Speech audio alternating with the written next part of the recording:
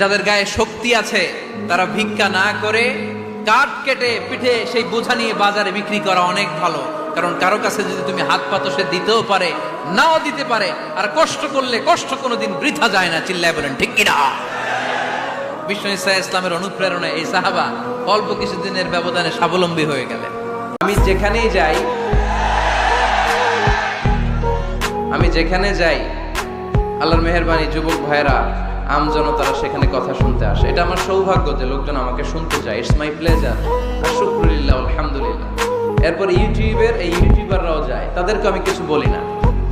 এদের একজন তো আমাকে বললো, হুজুর আমার ফ্যামিলিটা চলে, আপনার এই আলোচনা রেকর্ড করি, এটাতে যে ভিউয়ার্স পারে এই টাকা দিয়ে আমার ফ্যামিলি চলে, আমাদেরকে বাদ দিয়ে দিয়েন না।